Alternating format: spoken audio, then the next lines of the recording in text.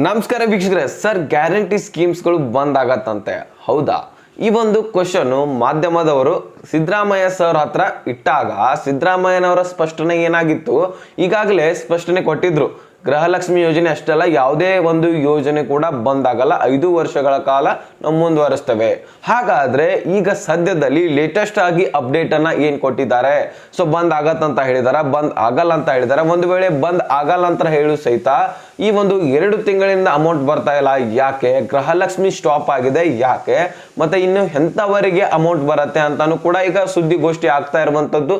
So ಕೆಲವರಿಗೆ amount ಹೋಗಲ್ಲ ಅಂತ ಹೇಳ್ತಾ ಇದ್ರು. ಸೊ ಅವರು ಯಾರು, ಎಂತವರಿಗೆ ಅಮೌಂಟ್ ಹೋಗುತ್ತೆ, ಎಂತವರಿಗೆ ಇಲ್ಲ ಎನ್ನುವುದನ್ನ ಕಂಪ್ಲೀಟ್ ಆಗಿ ತಿಳಿಸ್ಕೊಡ್ತೀನಿ. ಸೊ ಕಂಪ್ಲೀಟ್ ಆಗಿ ವಿಡಿಯೋ ನೋಡಿದ್ರೆ ಮಾತ್ರ ನಿಮ್ಗೆ ಅರ್ಥ ಆಗುತ್ತೆ ವೀಕ್ಷಕರೇ. ಸೊ ತುಂಬಾ ಅಂದ್ರೆ ತುಂಬಾ ಇಂಪಾರ್ಟೆಂಟ್ ಮಾಹಿತಿ ಇದೆ. ಸೊ ಕ್ಲಿಯರ್ ಆಗಿ ಅರ್ಥ ಮಾಡ್ಕೊಳ್ಳಿ. ಚಾನಲ್ಗೆ ಸಬ್ಸ್ಕ್ರೈಬ್ ಮಾಡಿಲ್ಲ ಅಂದ್ರೆ ಇದೇ ರೀತಿಯಾದಂತಹ ಮಾಹಿತಿಯನ್ನ ಪಡೆದುಕೊಳ್ಳಲು ಬೇಗನೆ ಒಂದು ಚಾನಲ್ಗೆ ಸಬ್ಸ್ಕ್ರೈಬ್ ಮಾಡ್ಕೊಳ್ಳಿ. ವಿಡಿಯೋಕ್ಕೆ ಒಂದೇ ಒಂದು ಲೈಕ್ ಕೊಟ್ಬಿಟ್ಟು ವಿಡಿಯೋನ ನೋಡ್ಲಿಕ್ಕೆ ಸ್ಟಾರ್ಟ್ ಮಾಡಿ. ಸೊ ನಾನೀಗ ಡೈರೆಕ್ಟ್ ಆಗಿ ಬಂದ್ಬಿಡ್ತೀನಿ ಪಾಯಿಂಟ್ಗೆ. ಸೊ ಈಗ ನೀವು ಮೊದಲೇದೇನ್ ಮಾಡಿ, ಈಗ ಸ್ವಲ್ಪ ಕ್ಲಿಪ್ ನೋಡ್ಕೊಂಡ್ ಬನ್ನಿ, ಅದ್ರ ಬಗ್ಗೆ ನಾನು ಕ್ಲಿಯರ್ ಆಗಿ ನಿಮ್ಗೆ ಮಾಹಿತಿ ತೋರಿಸ್ತೀನಿ. ಸೊ ಇಲ್ಲಿ ನೋಡಿ, ಕ್ಲಿಪ್ ನೋಡ್ಕೊಂಡ್ ಬನ್ನಿ. 5 ಗ್ಯಾರಂಟಿಗಳು ಕೂಡ ಮುಂದುವರಿತವೆ, ಪುನಃ ಮುಂದುವರಿತವೆ ಅಂತಂದ್ರೆ ಇನ್ನೊಂದು ಕ್ವಶನ್ ಯಾಕೆ ಕೇಳ್ತೀರಿ? 5 ಗ್ಯಾರಂಟಿಗಳು ಕೂಡ ಮುಂದುವರಿತವೆ. ಅದು ಬಡವರ ಪ್ರೋಗ್ರಾಮು, ಚುನಾವಣೆಗೋಸ್ಕರ ಮಾಡಿದ್ದಂಥ ಪ್ರೋಗ್ರಾಮ್ ಅಲ್ಲ. ಬಡವರಿಗೆ ಆರ್ಥಿಕವಾಗಿ ಸಾಮಾಜಿಕ ಶಕ್ತಿ ತುಂಬಲಿಕ್ಕೆ ಮಾಡಿರ್ತಕ್ಕಂಥ ಪ್ರೋಗ್ರಾಮ್. ಅದರಿಂದ ಆ ಕಾರ್ಯಕ್ರಮಗಳು, ಬಡವರ ಕಾರ್ಯಕ್ರಮಗಳನ್ನು ನಿಲ್ಲಿಸಲ್ಲ. ನೋಡಿದ್ರಲ್ಲ, ಸೊ ಈ ರೀತಿ ಸಿದ್ದರಾಮಯ್ಯನವರು ಸ್ಪಷ್ಟನೆಯನ್ನ ಕೊಟ್ಟಿದ್ದಾರೆ. ಸೊ ಅದು ಮೊದಲಿನದು, ಅಂದ್ರೆ ಈಗಾಗಲೇ ಕೊಟ್ಟಿದ್ದಾರೆ ಅದನ್ನ ಸ್ಪಷ್ಟನೆಯನ್ನ.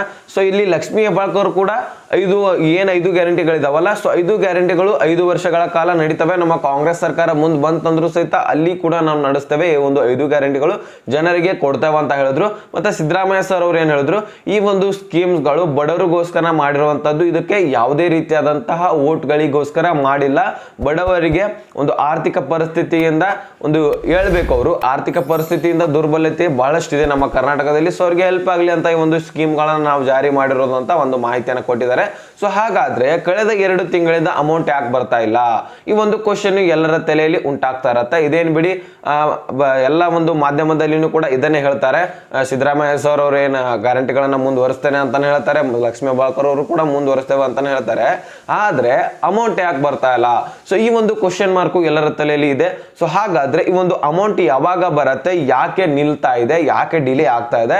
ಸೊ ನಿಮ್ಗೆ ಯಾವಾಗ ಬರುತ್ತೆ ಎಲ್ಲನೂ ಕೂಡ ಕ್ಲಿಯರ್ ಆಗಿ ತಿಳಿಸ್ಕೊಡ್ತಾ ಇದ್ದೀನಿ. ಸೊ ಕಂಪ್ಲೀಟ್ ಆಗಿ ವಿಡಿಯೋನ ವಾಚ್ ಮಾಡಿ, ತುಂಬಾನೇ ಇಂಪಾರ್ಟೆಂಟ್ ಆಗಿರುತ್ತೆ ಮಾಹಿತಿ. ಸೊ ಎಂತವರಿಗೆ ಅಮೌಂಟ್ ಹೋಗ್ತಾ ಇಲ್ಲ ಅಂದ್ರೆ, ಈಗಾಗಲೇ ವೀಕ್ಷಕರೇ 100% ಟೋಟಲ್ ಆಗಿ ತಿಳ್ಕೊಳ್ಳಿ, 1,20,20,00,000 ಫಲಾನುಭವಿಗಳು ಏನಿದಾರಲ್ಲ, ಅದರಲ್ಲಿ 100% ಅಂತ ಅನ್ಕೊಳ್ಳಿ. 100% ಫಲಾನುಭವಿಗಳಲ್ಲಿ ಈಗ 40% ಫಲಾನುಭವಿಗಳಿಗೆ ಅಮೌಂಟ್ ಹೋಗಿದೆ ಅಂತೆ. ಸೊ ಆ ಒಂದು ಅಮೌಂಟ್ 40% ಯಾವ ಅಮೌಂಟ್ ಅಂದ್ರೆ 11ನೇ ಕಂತಿನ ಅಮೌಂಟ್ ಹೋಗಿದೆ ಅಂತೆ. ಸೊ ನಾನು ಹೇಳ್ತಾ ಇರೋದಲ್ಲ, ಲಕ್ಷ್ಮೀ ಹೆಬ್ಬಾಳ್ಕರ್ ಅವರೇ ಸ್ವತಃ ಈ ಒಂದು ಮಾಹಿತಿಯನ್ನು ಹೇಳಿದ್ದಾರೆ.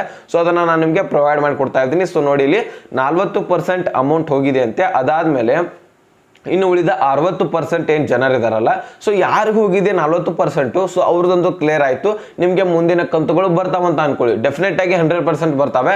ಆದ್ರೆ ಇಲ್ಲಿ 60% ನಲ್ಲಿ ನೀವು ನೋಡ್ತಾ ಇದ್ರಲ್ಲ, ನಿಮ್ಗೂ ಕೂಡ ಅಮೌಂಟ್ ಬಂದಿಲ್ಲ ಅಂದ್ರೆ ಆ ಒಂದು 60% ನಲ್ಲಿ ಜನರು ಏನಿದಾರಲ್ಲ, ಅವ್ರದ್ದು ನಿಮ್ಮ ಹೆಸರು ಕೂಡ ಇರುತ್ತೆ. ಸೊ ಅಂತಹ ಸಂದರ್ಭದಲ್ಲಿ ಈಗ ಒಂದು 60% ಜನರಿಗೆ ಇನ್ಮೇಲಿಂದ ಅಮೌಂಟ್ ಯಾರಿಗೆ ಬರ್ತಾ ಇಲ್ಲ ಅಂದ್ರೆ, ಸೊ ಡಾಕ್ಯುಮೆಂಟ್ಸ್ಗಳು ಕ್ಲಿಯರ್ ಇಲ್ಲ ನೋಡಿ. ಸೊ ಯಾರು ಅರ್ಜಿಯನ್ನ ಸರಿಯಾಗಿ ಸಲ್ಲಿಸಿಲ್ಲ, ಡಾಕ್ಯುಮೆಂಟ್ಸ್ ಕ್ಲಿಯರ್ ಇಲ್ಲ ಅಂದ್ರೂ ಅರ್ಜಿ ಸಲ್ಲಿಸಿದ್ದಾರೆ, ಮತ್ತೆ ಫೇಕ್ ಡಾಕ್ಯುಮೆಂಟ್ಸ್ ಗಳನ್ನ ಒಂದು ತೆಗೆದುಕೊಂಡು ಅರ್ಜಿಯನ್ನ ಸಲ್ಲಿಸಿದ್ದಾರೆ. ಈ ರೀತಿಯಾಗಿ ಒಂದು ಡಾಕ್ಯುಮೆಂಟ್ಸ್ ಗಳನ್ನ ಮಾಡಿಸಿಕೊಂಡು ಅರ್ಜಿಯನ್ನ ಸಲ್ಲಿಸಿರ್ತಾರೆ ನೋಡಿ. ಸೊ ಅಥವಾ ಏನಾದ್ರೂ GST ಪೇ ಟ್ಯಾಕ್ಸ್ ಪೇ ಮಾಡ್ತಾ ಇರ್ತಾರೆ, ಅವರು ಅರ್ಜಿ ಸಲ್ಲಿಸಿರ್ತಾರೆ. ಅಥವಾ ಈಗ GST ಪೇ ಟ್ಯಾಕ್ಸ್ ಪೇ ಮಾಡ್ತಿರಲ್ಲ, ಸೊ ಅಂತಹ ಸಂದರ್ಭದಲ್ಲಿ ಅರ್ಜಿ ಸಲ್ಲಿಸಿ ಅಮೌಂಟ್ ಅನ್ನ ಪಡಿತಾ ಇರ್ತಾರೆ. ಈಗ ಏನಾದ್ರೂ ಒಳ್ಳೆಯ ಉದ್ಯೋಗ ದೊರಕಿ ಒಂದು GST ಪೇ ಟ್ಯಾಕ್ಸ್ ಪೇ ಮಾಡ್ಕೊಂಡು ಆ ಒಂದು ಉದ್ಯೋಗ ಬಂದ ಮೇಲೆ ಈ ಒಂದು ಅಮೌಂಟ್ ನಿಲ್ಬೇಕಾಗತ್ತೆ. ಸೊ ಅದು ನಿಂತಿರಲ್ಲ, ಅಮೌಂಟ್ ಬರ್ತಾನೆ ಇರುತ್ತೆ. ಸೊ ಅಂತವ್ರಿಗೂ ಕೂಡ ಇನ್ಮೇಲಿಂದ ಅಮೌಂಟ್ ಬರಲ್ಲ.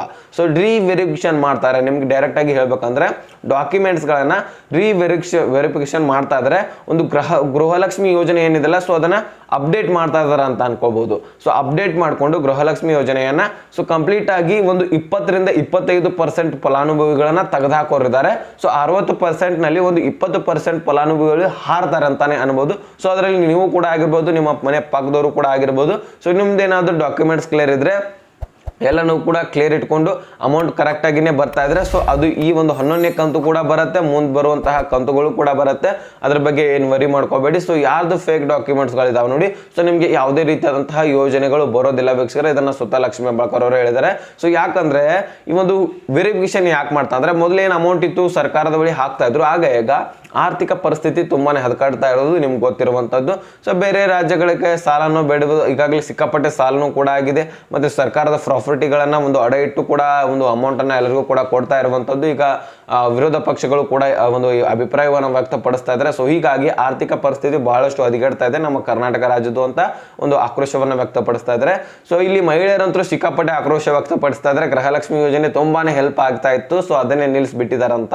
ಸೊ ಇದ್ರ ಬಗ್ಗೆ ಮತ್ತೆ ರೇಟ್ ಕೂಡ ಹೆಚ್ಚು ಮಾಡಿದ್ದಾರೆ, ಬೆಲೆನೂ ಕೂಡ ಈಗ ಪೆಟ್ರೋಲ್ ಬೆಲೆ, ಡೀಸೆಲ್ ಬೆಲೆ, ಒಂದು ಹಾಲಿನ ಬೆಲೆ ಕೂಡ ಏರಿಕೆ ಆಗಿದೆ. ಸೊ ಹಾಗಾದ್ರೆ ನಾವೇನ್ ಮಾಡ್ಬೇಕು, ಅಮೌಂಟ್ ಕೂಡ ಹಾಕ್ತಾ ಇಲ್ಲ, ಬೆಲೆ ಆದ್ರೆ ಏರಿಸ್ತಾ ಇದ್ರ, ಸೊ ನಾವ್ ಎಲ್ಲಿಂದ ತರಬೇಕು ದುಡ್ಡು ಅಂತ ಒಂದು ಆಕ್ರೋಶವನ್ನ ವ್ಯಕ್ತಪಡಿಸ್ತಾ ಇದ್ದಾರೆ. ಒಂದು ಬೆಲೆಗಳನ್ನ ಇಳಿಸಿ ಈಗ ಒಂದು ಯೋಜನೆಗಳನ್ನು ಕೂಡ ಬಂದ್ ಮಾಡಿ ಈ ಯೋಜನೆಗಳನ್ನ ಕೊಟ್ಬಿಟ್ಟು ಆದ್ರೂ ಬೆಲೆಗಳನ್ನ ಇಳಿಸಿ ಅಂತ ಒಂದು ಮಾಹಿತಿ ಮಹಿಳೆಯರಿಂದ ಬರ್ತಾ ಇರೋದು ಅಂತ ಕಂಡ್ರೆ. ಸೊ ಇದ್ರ ಬಗ್ಗೆ ಸಿದ್ದರಾಮಯ್ಯನವರು ಕೂಡ ಏನು ಕ್ಲಾರಿಫಿಕೇಶನ್ ಕೊಟ್ಟಿಲ್ಲ ಸೊ ಬೆಲೆ ಏರಿಕೆಗಳ ಬಗ್ಗೆ. ಸೊ ಅದ್ರ ಬಗ್ಗೆ ಕೊಟ್ಟರೆ ನಾನು ಮತ್ತೊಂದು ವಿಡಿಯೋದಲ್ಲಿ ತಿಳಿಸ್ತೀನಿ. ಸೊ ಇಷ್ಟು ಈ ಒಂದು ಜನರಿಗೆ 20% ಒಂದು ಏನು ಫಲಾನುಭವಿಗಳು ಹೇಳಿದಾರಲ್ಲ, ಸೊ ಅವರನ್ನ ಹಾರಿಸೋರು ಇದಾರೆ ಅಂತ ಅನ್ಬೋದು, ಅವ್ರನ್ನ ತೆಗೆದಾಕ್ಬಿಡೋರು ಇದ್ದಾರೆ. ಸೊ 40% ಮಾತ್ರ ಹಾಕ್ತಾರೆ. ಮೊದಲಿಗೆ ಏನು 40 ಹಾಕಿದ್ರೆ ಟೋಟಲ್ ಆಗಿ 80% 100% ಆಗಿಬಿಡುತ್ತೆ.